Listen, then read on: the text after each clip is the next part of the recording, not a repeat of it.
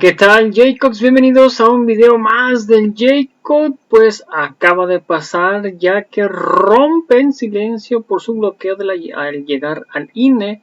Berta Alcalde manda contundente mensaje a Lorenzo Córdoba y a los del PRIAN. Increíble, pero cierto, así que pues lo tienes que ver. Así que pues sin más preámbulo, pues veamos de qué se trata, cómo estuvo y ahorita comentamos por qué no, ya que pues prácticamente no la tachaban y no la bajaban que de neopotismo. Así que veamos de qué se trata y comentamos. Hoy tiene por invitada a una joven especialista, una licenciada y maestra en Derecho por la Universidad Nacional y por la Universidad de Nueva York. Una especialista en sistema penal acusatorio, litigante, docente y asesora tanto de instituciones públicas como de organismos privados, delegada general del programa del bienestar del gobierno federal en Chihuahua y ha sido abogada general y jefa de oficina de la Secretaría de Seguridad Pública. Actualmente es comisionada de operación sanitaria en la Comisión Federal para la Prevención de Riesgos Sanitarios. Fue candidata a ocupar la Consejería Presidencia del Instituto Nacional Electoral, razón por la cual es que la invitamos. Se trata de Berta Luján, a quien le agradezco mucho y le doy la más cordial bienvenida. No, hombre, pues muchísimas gracias por la invitación, René, encantada de estar aquí contigo. Pues primero algo que me sorprendió, cosa que no suele ser muy habitual en quienes compiten por una posición como lo hiciste tú, felicitaste a los ganadores. ¿Tú cómo quedas? Mira, yo la verdad quedo muy contenta, ¿no? La verdad es que estoy muy complacida de haber participado en este ejercicio democrático, ¿no? Para mí significó pues un reto personal importante, no lo voy a negar, ¿no? Que implicó mucho esfuerzo, implicó poder tener incluso la piel gruesa.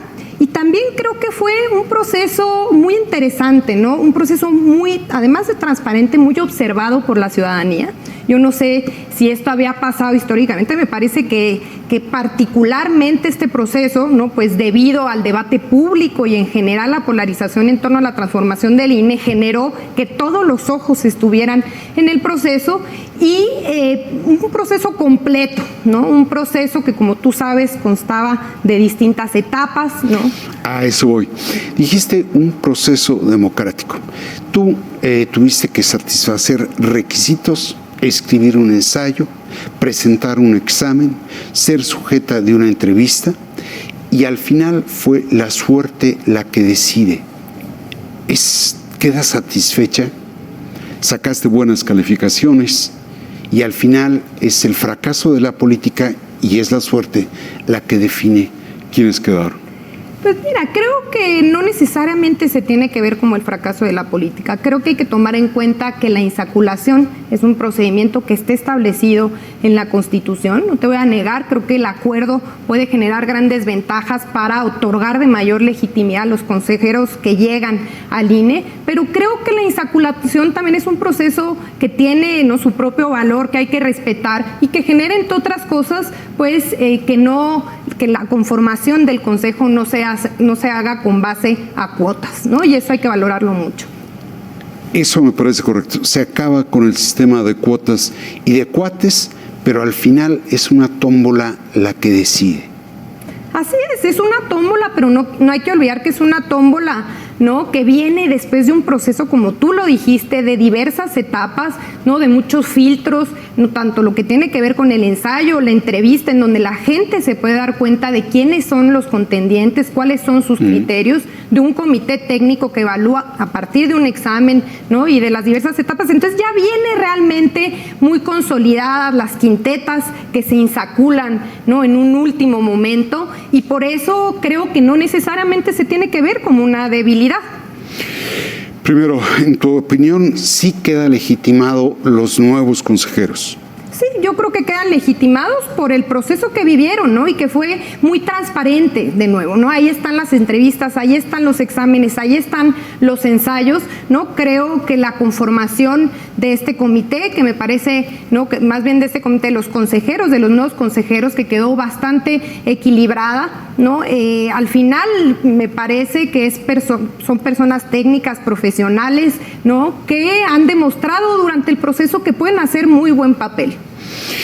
En el curso de tu participación fuiste señalada, por no decir acusada, de tener una hermana secretaria de Estado y una madre como una destacada militante de Morena. Déjame traer a la pantalla lo que dijiste. Claro. No puedo desconocer que mi hermana es secretaria de Trabajo, que mi madre ha trabajado ya por varios años con el partido Morena, ¿no? Pues son mujeres a las que obviamente quiero, admiro mucho, pero realmente yo desde el inicio de mi carrera tomé un rumbo distinto a ellas, ¿no? Yo realmente nunca he militado de manera activa en ningún partido político, ¿no? Yo nunca he contendido por un cargo de elección popular, ¿no? Y realmente yo me he dedicado más bien a temas, ¿no? De análisis jurídico, justo temas penales, ¿no? Temas constitucionales, temas de distinto tipo, pero más bien, ¿no? hacia ese ámbito, trabajando en las instituciones, ¿no? Y por las instituciones. Y terminaré diciendo, como decía, y lo digo honestamente, pues estoy convencida de la importancia de la democracia y la importancia de tener un árbitro imparcial, ¿no? Creo que si no tenemos un árbitro imparcial, se debilita el Estado, la estabilidad del Estado, y lo digo abiertamente, a mí nunca me gustaría jugar un papel, ¿no? En la historia de esa naturaleza. Ahí está lo que dices. Empiezo por el lado familiar. ¿Qué piensas del hecho, o la manía, me atrevería a decir, de estar señalando vínculos familiares para descalificar a quienes pretenden tener su propio desarrollo? Honestamente, René, me parece desafortunado, ¿no? Me parece desafortunado que el único elemento, creo que se pueden valorar varios elementos en contexto y se puede mencionar abiertamente quién es una persona, quién es su familia, en dónde ha trabajado, pero que se utilice como único elemento de descalificación, me parece honestamente, de nuevo, muy desafortunado. Creo que no, las personas deben ser valoradas no solo por sus relaciones familiares, sino por su trayectoria, ¿no? Y me parece que en este caso no necesariamente sucedió, ¿no? Desde un inicio, ¿no? Que salió la lista de contendientes, el ataque fue directo a mi persona, relacionado justo con las relaciones familiares, y creo que hay que tomar en cuenta, por ejemplo, ¿no? el doctor López Ayón emitió un voto particular, sí, muy interesante, relacionado justo con el análisis de si se puede o no descalificar a alguien solo por sus relaciones familiares, y cómo esto incluso puede ser, ¿no? Tomado en cuenta como puede ser violatorio de derechos, no puede ser discriminación, ya que es una discriminación relacionada con el derecho que tenemos todos de ejercer cargos públicos. ¿Cuál es la frontera entre nepotismo y derecho a un desarrollo personal? Creo que esa es una pregunta muy importante, ¿no? Cuando hablamos de nepotismo, primero hay que tomar en cuenta quiénes están tomando las decisiones, ¿no? Para que un cargo se ejerza, ¿no? Se habla de nepotismo cuando, por ejemplo, si mi padre es aquel que va a tomar la decisión sobre si voy a ser o no consejera, mi madre, mi hermana, no era ni mucho menos el caso. Me parece que en este caso entonces no se trata de nepotismo, y me parece que es falso considerar pues que todos somos, digamos, políticamente impolutos y que no tenemos familiares y relaciones, sobre todo, ¿no? Las personas, ¿no? Que tienen familia, que han sido activistas, que han estado de una u otra forma en la política. Es natural, ¿no? Encontrar, y este no es el único caso, que haya relaciones familiares, ¿no? Con uno u otra fuerza política. Al final de tu intervención, en la entrevista que tuviste con el Comité Técnico de Evaluación, destacas la importancia de que el árbitro electoral sea imparcial. Primera pregunta, ¿crees que Lorenzo Córdoba cumplió con ese cometido? Pues mira, me parece que sobre todo, ¿no? En la última etapa no necesariamente se vio como un órgano, como una persona, ¿no? O un presidente, ¿no? Imparcial. creo que es también muy importante no nada más cómo actuamos, sino la imagen que generamos hacia afuera, ¿no? Me parece que Lorenzo en los últimos meses, sobre todo, se veía más como un actor, ¿no?, político, un actor dentro de la contienda, más que un árbitro imparcial, ¿no? Incluso asociado más con los partidos y con el movimiento de oposición. Creo que para eso es muy importante cuidar los protagonismos, cuidar las expresiones que hacemos, ¿no? Y valorar la importancia de que el órgano sea visto por toda la ciudadanía como un órgano imparcial. Ayer asumió Tadei como la nueva presidenta del Consejo. En tu opinión, ¿satisface esa condición de imparcialidad? Yo creo que sí, René, ¿no? Y creo que desafortunadamente ella está siendo objeto de críticas por las mismas razones que yo, en mi caso. Y creo que no es lo único que se tiene que valorar, no, de nuevo. No, ella tiene una trayectoria, no, ella fue presidenta del Instituto Electoral en Sonora, no, en esta administración, y creo que todo lo que ha hecho es lo primero que se tiene que valorar, y sobre todo las acciones a futuro. Creo que habrá tiempo de probarse. Desafortunadamente, en mi caso, ¿no?, eso no va a poder pasar. Esa es una de las pequeñas frustraciones con las que me quedo, ¿no? Pero ella va a poder probar con la elección de su equipo, con las decisiones que se tomen, ¿no?, que es al final una persona imparcial y que valora la importancia del instituto. En tu opinión, en el marco de la polarización, ¿se está haciendo un abuso del hecho de señalar vínculos familiares para descalificar? Totalmente, se está abusando, ¿no?, de esa descalificación. Creo que ya hay antecedentes en el pasado de consejeras, de consejeros que tienen relaciones con partidos políticos, que tienen relaciones familiares con personas en el poder, incluso en primera línea, ¿no? Y que esto de nuevo no puede ser el único objeto para desvalorar, ¿no?, a alguien. Eso es discriminación, abiertamente. Ahora, se decía, bueno, estaba el plan A, que era la reforma del régimen político electoral constitucional. Estaba el plan B, que es el que está suspendido, la reforma solo electoral a nivel reglamentario. Y se hablaba del plan C, no el que ahora se refiere el presidente, sino aquel que se llevaría a cabo sobre la base de la colonización del Instituto Nacional Electoral. ¿Queda colonizado por la 4T el INE en su consejo? Pues por supuesto que no, René, y eso también no es prueba del modo tan parcial, ¿no?, digamos, y tendencioso en que actuaron los medios de comunicación desde un inicio. No se planteó un escenario catastrófico en donde Morena iba a colonizar, ¿no?, las 4 posiciones, incluyendo la presidencia, ¿no?, que ya se tenía maquilado todo el plan para que llegaran estas 4 personas hasta allá, incluyendo mi persona, y ahí están los resultados. Creo que es al final una cuarteta muy equilibrada, 2 personas que evidentemente no tienen ninguna asociación, no con el movimiento, el partido, es personas que, digamos, en relación a relaciones familiares y otras se pudiera decir que hay más afinidad, pero no, es de nuevo un equipo equilibrado y que demuestra, ¿no?, que esta confabulación de la que hablaban los medios para colonizar el INE, no, incluso había hasta cartones ahí de un caballo de Troya y demás, es totalmente falsa y que fue un procedimiento objetivo e imparcial.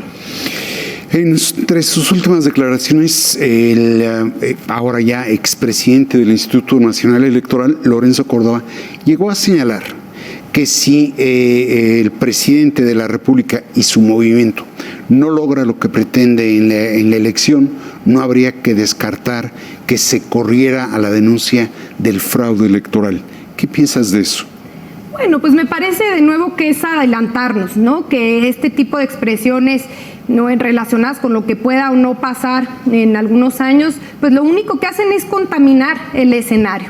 No, me parece que no hay realmente indicios que nos hagan pensar en eso, ¿no? Y hay que esperar a que este procedimiento sea un procedimiento objetivo, imparcial, y ver los resultados. Vamos a ver de qué forma reaccionan las partes. No hay que adelantarnos.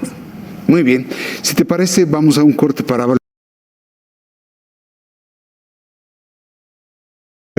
Alcalde Luján, exaspirante a la presidencia del Instituto Nacional Electoral.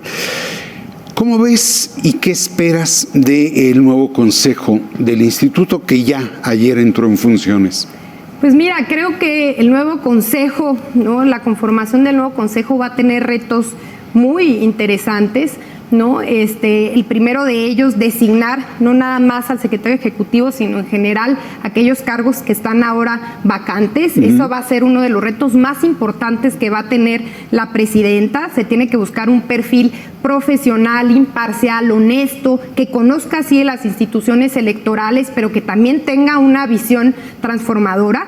Y definitivamente, más allá de lo que pase con la reforma, ¿no? Esto que han llamado el Plan B, las reformas a las leyes secundarias, creo que es muy importante que se haga una evaluación a fondo de las estructuras, ¿no? Y de los gastos en general que genera el instituto.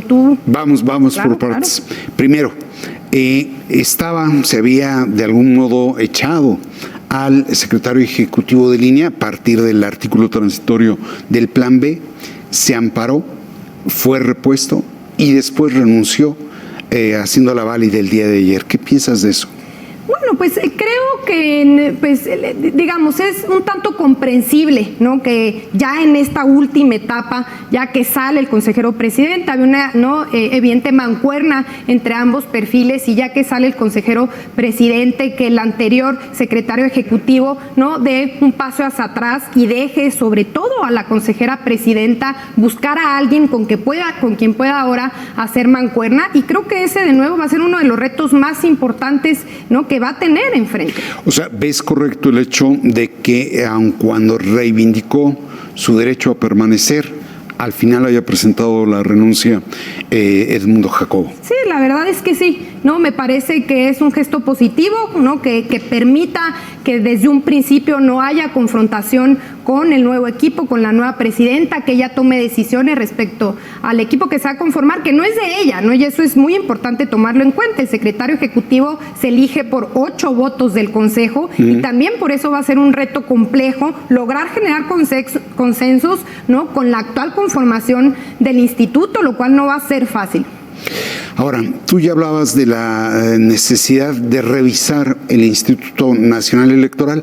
Déjame proyectar algo que dijiste sobre las fortalezas del órgano electoral. Claro. Valoro mucho los avances que ha habido, ¿no? En torno a la consolidación de la democracia y las grandes fortalezas que tiene el INE, ¿no? Creo que una de sus grandes fortalezas es justamente pues la riqueza profesional, humana, técnica, ¿no? Que hay dentro de este instituto. Yo estoy convencida, ¿no? De que debemos conservar esas grandes fortalezas, pero creo también que no hay que desconocer, ¿no? Que ha habido críticas ya por muchos años, no nada más por este gobierno, sobre los grandes costos de funcionamiento del instituto, no nada más del instituto en general, del sistema, ¿no? Electoral. Tenemos uno de los sistemas electorales más caros del mundo. Pues ahí está el señalamiento. Dices que tenemos no el instituto, sino un sistema electoral de los más caros en el mundo. Pero, visto que está suspendido el Plan B, pareciera ser que el INE se va a quedar como está. No necesariamente, René, y creo que es una de las cosas que debería de priorizar el nuevo consejo, ¿no?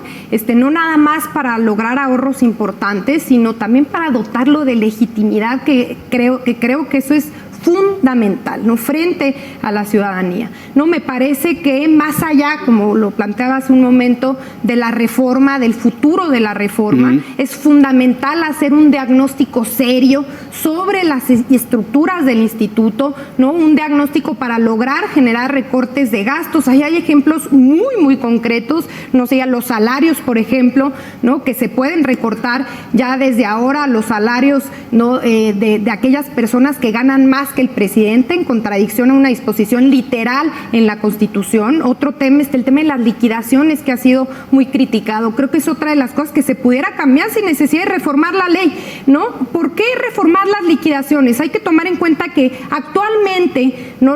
Con lo que cuentan el Consejo es primero un esquema de seguros de separación individualizada, ¿no? Que lo que genera es que el instituto tiene que ponerse un 10%, ¿no? De todo el salario que obtuvieron los consejeros o el personal durante todo su encargo.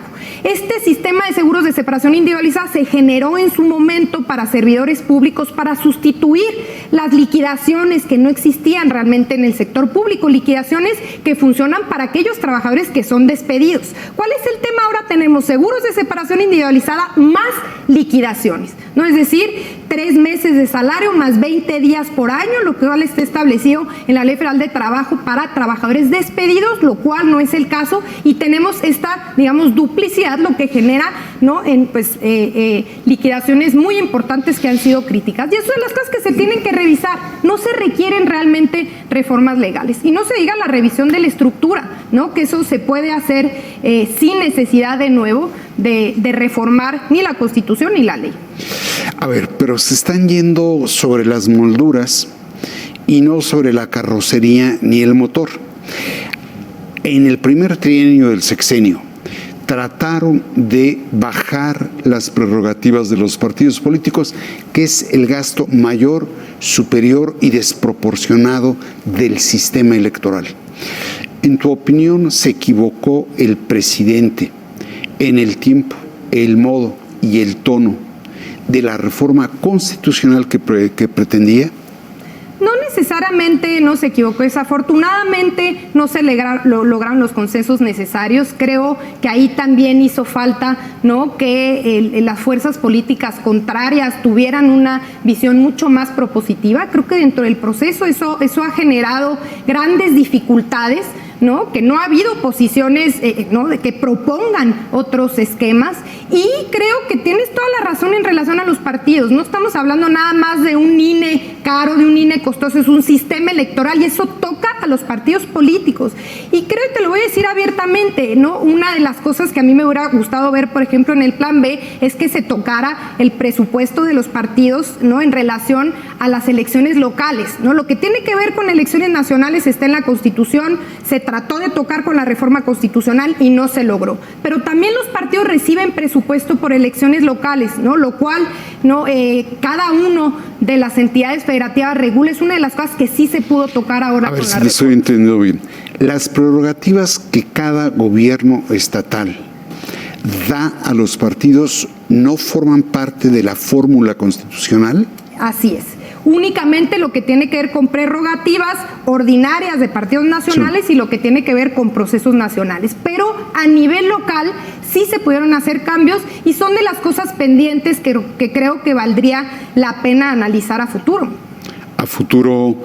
¿Qué futuro? En un futuro cercano, ¿no? ¿En este sexenio? Pues probablemente, hay que ver, ¿no?, si hay la posibilidad de que se hagan estos cambios. Creo que ya los tiempos están muy cortos, vienen ya los, ¿no?, procesos electorales este mismo año, pero definitivamente es un pendiente. Y de nuevo, recordar que en estos casos no necesariamente se tiene que tocar la Constitución, se puede hacer mediante reformas, ¿no?, de pero fíjate, decías que no había habido consensos para llevar a cabo la reforma constitucional. Yo más bien creo que hay 2 reformas que dejó ir el presidente de la República que tendría que haber hecho al inicio de su sexenio, no al final. La fiscal y la político-electoral. Porque ahora, digo, de lo que estamos hablando, por eso yo hablaba de molduras, y creo que ya se les fue la oportunidad de llevar a cabo una reforma del régimen.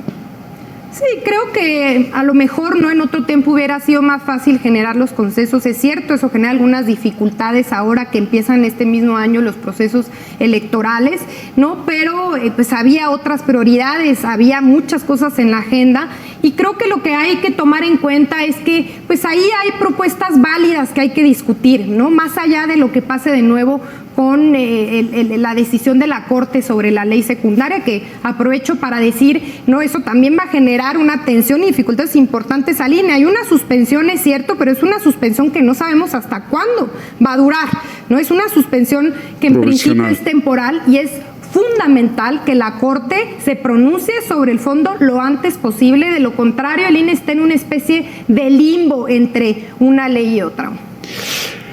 Es decir, ¿cuánto tiempo te parece razonable? Creo yo que era a finales, que será a finales de abril, cuando se determine si la suspensión es provisional o definitiva.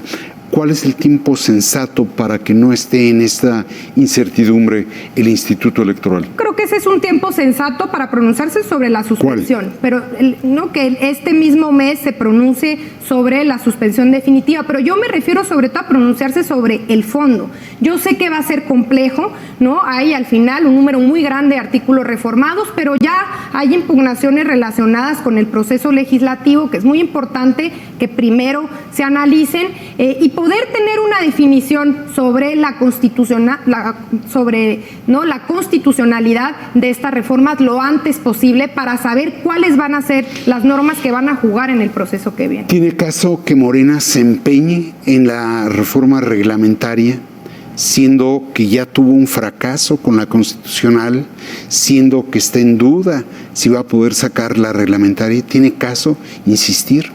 Pues mira, más que si tiene caso no insistir, creo que es muy válido que se presenten recursos, y esto no lo digo necesariamente por Morena, sino por ejemplo la posición del Ejecutivo, ¿no?, con el recurso de reclamación sobre la suspensión. Creo que es muy válido que se presenten estos recursos. Por ejemplo, en el caso de la suspensión, pues no podemos negar que fue una suspensión, digamos, sui generis, ¿no? ¿Por qué sui generis? Porque en el caso de controversias constitucionales, lo mismo que las acciones de inconstitucional, en principio no aplican, ¿no?, para materia electoral, por lo menos lo que ha dicho la Corte en jurisprudencia, materia electoral de carácter directo, ¿no?, sobre la contienda electoral. Y segundo, las suspensiones en principio en controversia constitucional, ¿no?, que es en este caso, no aplican en el caso de leyes generales, ¿no? Y entonces hay una discusión muy amplia sobre esto. Es cierto que ha habido excepciones en el pasado sobre el caso, ¿no?, fundada sobre todo en posibles violaciones de derechos humanos, pero es positivo que se hagan las impugnaciones, que se valoren no nada más por un ministro,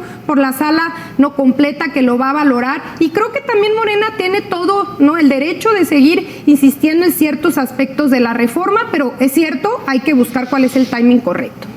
¿Cuáles son los imprescindibles que hay que reformar en el instituto dentro de un marco de legalidad? Bueno, ya lo mencionábamos, ¿no?, hace un momento. Creo que los imprescindibles tienen que ver con ver de qué forma se pueden adelgazar las estructuras del INE. El INE cuenta con una estructura aproximadamente de 17,500 personas. De ahí se ha dicho mucho, bueno, el servicio profesional electoral, sí, pero el servicio profesional electoral, ¿no?, es un poco menor a 3,000 personas, ¿no? Están también, se ha defendido la estructura, ahí están los módulos de atención en donde uno puede sacar sus credenciales. Ahí entiendo que hay aproximadamente 6,000 personas. Hay que ver dónde están, ¿no?, los alrededor de 9,000 personas adicionales. Hay que hacer una reestructura, y ahí esta frase es muy importante, ¿no?, más que con martillo, con cincel, y eso sí estoy totalmente de acuerdo, y eso requiere de un diagnóstico muy objetivo, ¿no?, que va a ser uno de los principales retos que tiene este nuevo Consejo conformado. Muy complicado, porque en 2 meses tienen las elecciones del Edomex y de Coahuila. Y dependiendo de lo que ocurra con el plan B, arranca el proceso electoral federal o en septiembre o en noviembre, ¿no? ¿Correcto? Son las fechas, ¿no? Sí, exactamente. ¿Tiene tiempo para, además de eso, revisar la estructura? No, me parece que se tiene que hacer, ¿no?, un esfuerzo, que se tiene que llevar, ¿no?, a la par. Es cierto que hay que priorizar, ¿no?, hay que ver con qué cosas debemos de empezar. Hay cosas que vamos a tener que dejar después del periodo electoral, ¿no?, una revisión mucho más a fondo después del periodo, pero no hay que tomar en cuenta de nuevo que todavía no sabemos qué es lo que va a pasar con esta ley secundaria, que tenemos que estar preparados para cualquier escenario, ¿no? Y eso es fundamental que lo tome en cuenta el instituto, y que creo también que hacer ciertos cambios pudiera despresurizar, ¿no?, la presión que hay en torno, ¿no?, de nuevo a los costos del instituto, que fue uno de los principales objetivos, ¿no?, o intereses de esta reforma que han llamado Plan B. 2 últimas preguntas. ¿Cómo ves venir el proceso 2024 en la circunstancia en la que está el instituto? Creo que va a ser un proceso complejo, ¿no? Muy complejo, más allá de que va a ser, ¿no?, la elección más grande, y así lo vamos diciendo, ¿no?, elección por elección más grande que se ha vivido en este país. Va a haber retos muy importantes que tienen que ver no nada más con lo que ya hemos hablado de la reforma, sino el tema de seguridad. sigue siendo un pendiente muy difícil, ¿no? De seguridad pública relacionada con las elecciones, no nada más en las contiendas, sino relacionadas con candidatos y precandidatos, ¿no? Eso hay que tomarlo en cuenta. Sigue habiendo vicios que no hemos logrado erradicar y se necesita hacer un esfuerzo importantísimo relacionado con esto para la compra, para la coacción del voto, prácticas que seguimos viendo desafortunadamente en todos los niveles, ¿no? Y también retos históricos que se tienen que atender, que tienen que ver con el abstencionismo, sobre todo en el sector más joven, en el sector más grande, ¿no? Además, de nuevo, de los retos coyunturales en torno a la discusión sobre el instituto y a la polarización no política que vimos hoy en día. La última pregunta, ¿qué sigue para ti, ya que no fuiste consejera presidente? Mira, pues a mí me toca seguir trabajando, ¿no? En la COFEPRIS, y la verdad es que estoy yo ahí muy contenta y hay un equipo excelente de profesionales, estamos haciendo cosas no muy positivas relacionadas con la falsificación de medicamentos, los productos engaño, el combate a clínicas quirúrgicas clandestinas, ¿no? Hemos hecho muy buen equipo con el doctor Sbarch, entonces yo seguiré aportando, ¿no? Desde esa trinchera la transformación de este país, que es lo que más me interesa. Muy bien, pues ahí tiene usted, Berta Alcalde, te agradezco mucho. No, hombre, todo lo contrario, René. Mil gracias por la invitación.